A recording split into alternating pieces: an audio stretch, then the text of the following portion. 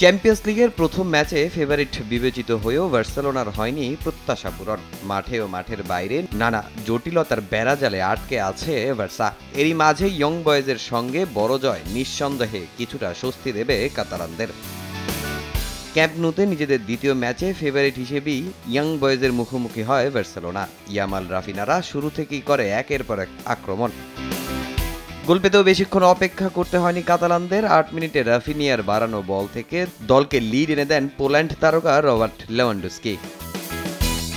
এগিয়ে গিয়ে আক্রমণের ধার আরও বাড়ায় বার্সা। নিজেদের জাল সামলাতে ব্যস্ত হয়ে পড়ে ইয়ং বয়েজ, তবে তাতে খুব একটা লাভ হয়নি। ৩৩ মিনিটে আবারও হ্যান্সি ফ্লিকের শিষ্যদের গোছালো আক্রমণ, ব্যবধান দ্বিগুণ করেন ব্রাজিলিয়ান রাফিনিয়া। ৪ মিনিটের মাথায় ব্যবধানটা ৩-০-তে নিয়ে যান ইনগো মার্তিনেজ। ম্যাচের দ্বিতীয়ার্ধেও একক আধিপত্য ছিল বার্সার। লেভা, ইয়ামাল, রাফিনিয়ারা অনবরত চালায় আক্রমণ। ৫১ মিনিটে কর্নার থেকে পাওয়া বল দারুণ হেডে জালে পাঠিয়ে ম্যাচে নিজের দ্বিতীয় গোল তুলে নেন লেভানডস্কি। বার্সার একের পর এক গোল করা শুধু চেয়েই দেখেছে ইয়ং বয়েজ। যদিও কয়েকবার আক্রমণ সাজিয়েছে সুইস ক্লাবটি, তবে খুব একটা কাজে আসেনি সেটা। প্রতিপক্ষের মাঠে দিশেহারা ইয়ং বয়েজ ৮১ মিনিটে নিজেরাই পাঠায় নিজেদের জালে বল। আত্মঘাতী গোলে ব্যবধানটা ৫-০-তে নিয়ে যায় বার্সা।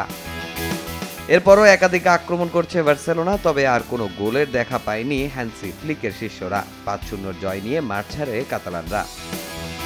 চ্যাম্পিয়ন্স লিগে চলতি মৌসুমে এটাই তাদের প্রথম জয়। এর আগে নিজেদের প্রথম ম্যাচে মোনাকোর বিপক্ষে ২-১ গোলে হেরেছিল বার্সেলোনা। তামিম হোসেন, সময় সংবাদ।